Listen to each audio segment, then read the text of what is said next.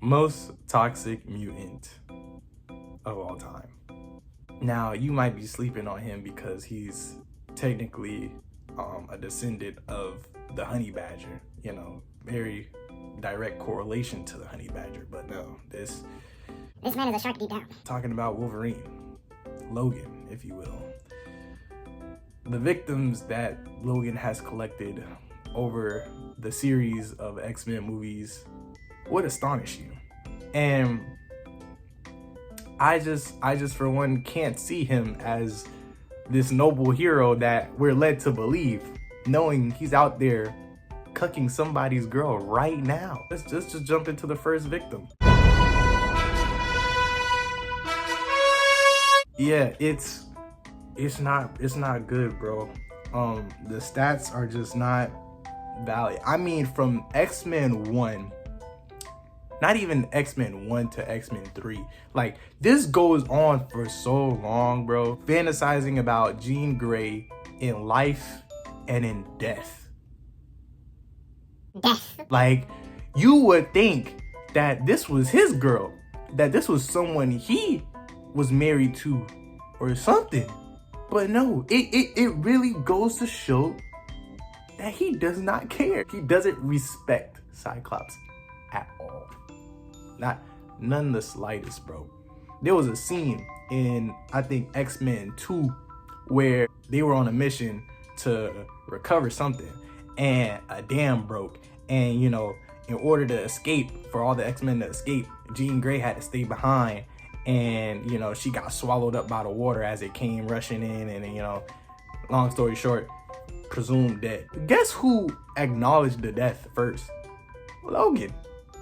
Cyclops was right there when he saw it happen. You mean to tell me you couldn't acknowledge your own girl's death before this guy came in, this random? Mind you, Logan is a random. He wasn't even supposed to be a part of the team for real. Like, you know what I'm saying? He never went to class. He never grew up in the Professor Xavier's gifted school, bro. We just picked him up along the way because he was getting BTA. He was just like, oh yeah, she's gone.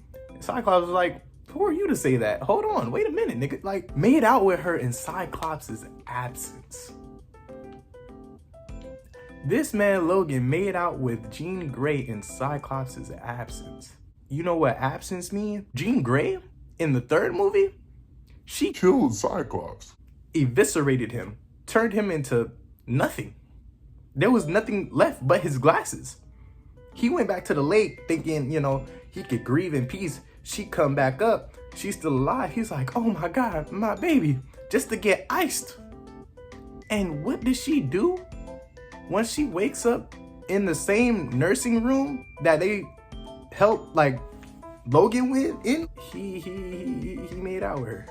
They was about to go crazy. I'm not gonna lie. Jean Grey was on timing too. It was so insane. Like, I vividly remember that scene and remember like my chest tightening, bro.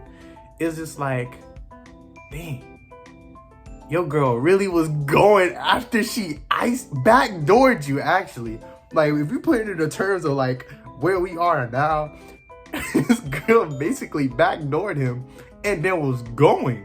Did I mention he mourned with Cyclops when she was presumed dead? Like, imagine your girl, right? She passed. She going on to glory. And a dude that you knew was fiending for her, that you knew was in love with her too, but couldn't have her because, you know, your game is just that locked down. Not locked down enough because she kills you in the sequel, but, you know, it was locked down. And he mourns with you. He pull up to the funeral. They like, hey, you got any words you want to say it now. And he just, in front of everybody, the whole congregation, your family, your friends, your loved ones, he just go up there to the pulpit and was just like, yeah, man, I really loved her, you know, she was my everything. You know, like, when I was down in the gutter, she picked me up. Like, ain't that supposed to be the shit I'm supposed to be saying? oh, this man Wolverine, he was out here cucking people, bro. Your favorite superhero could be next. That's all I'm saying. It gets better, though. He even mourned her after killing her. Wants me to save her, right? This girl wants me. So, picture this, right? You know what I'm saying? You've been chasing this girl for generations now. Not even generations. You've been just chasing her for about a couple of years now, maybe months. I don't know. I honestly couldn't tell you the timeline between the first X-Men to the third X-Men, but I just know it should have never been that deep. Like, you should have, like, there was so many other women you could have pursued, bro. Could you imagine your op mourning over your girl's death and he was the one that killed her? Wants me to save her. Like for real, bro. Like, I just find it so crazy that you finally had it in your bag. She even iced her nigga to be with you, and you killed her, and then you mourned her because you killed her. That just shows you really loved her, and that's the problem. And Wolverine, he was just moving different, bro. Fuck the plot. No, this is the plot. This is what I was perceiving as I was watching these movies. It was dastardly. You know it's bad. Wait. You know it's bad when the ops, and I'm not talking about ops as in Wolverine. I'm talking about ops as in the X-Men ops. Some of them were Wolverine's ops. Point being, it's bad when you know, like, the ops like Viper and Mystique are using Jean as a way to get into your head. My enemy knowing, like, Yeah, I know you feeling for your homeboy girl, bro. So, as a matter of fact, I'm gonna transform into her and get you lacking. and it be working too. You know, he be pretending like he breaking out of it. You know what I'm saying? He be like, I smelt the cap on you. Yeah, it definitely did work. He definitely made out with Mystique, and he definitely made out with Jean. I mean, with Viper. And he almost got hold in both scenarios. He has to be stopped. This he needs help. Somebody help him. You gotta take Wolverine on 2 mans to find other girls, bro, because, you know, you leave him sitting too long, bro. He might as well, he gonna start trying to pull your girl, bro. Let me redact that. Homeboy is a stretch. That man was not Cyclops' homeboy. Cyclops and Wolverine hated each other. So, you know, there was nothing holding him back, bro. There was no love-hating relationship. You couldn't tell me that either, bro. That man just did it for the love of the game. He did it for the love of the game, bro. Moving on to the next victim, we have...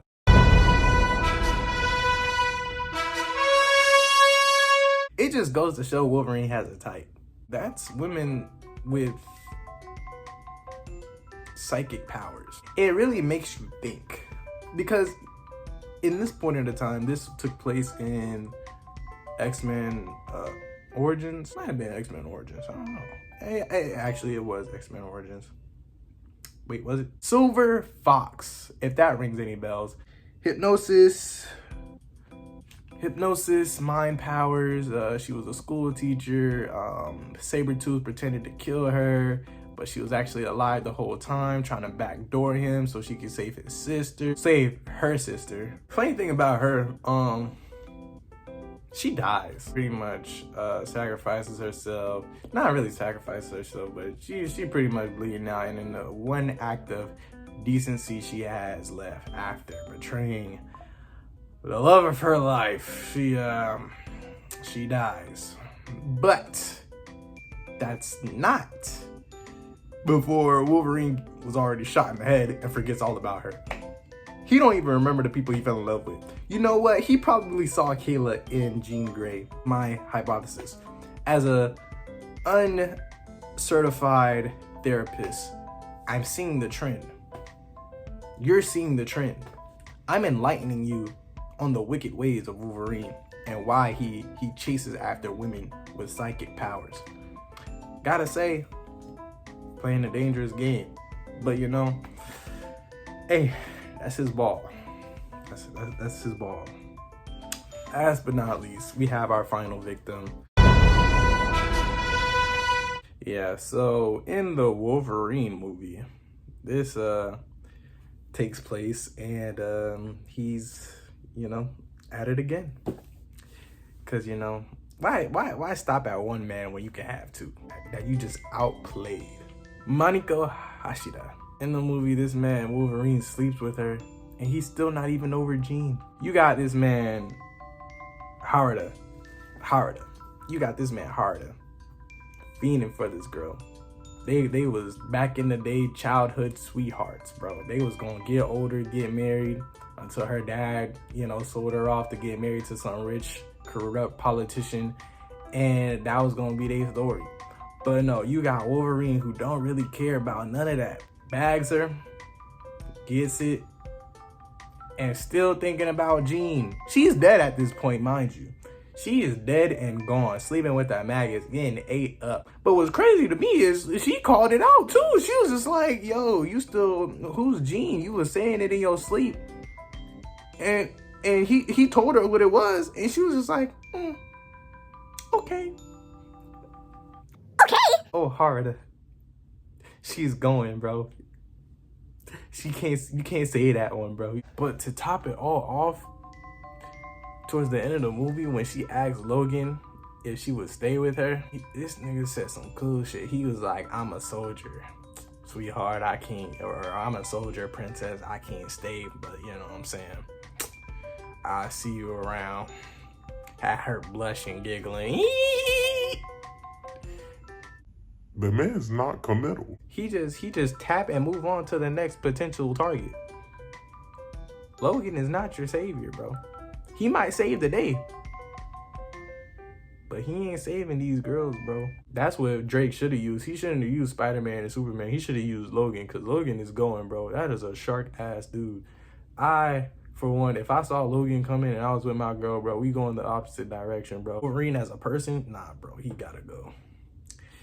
He gotta go. All right, so I don't even know how I want to open this video. I don't know. What did I used to do? I used to be like, yeah, like maybe, but you know, I guess we could try that. There. I'm gonna do some cool shit. Hold on. Wait.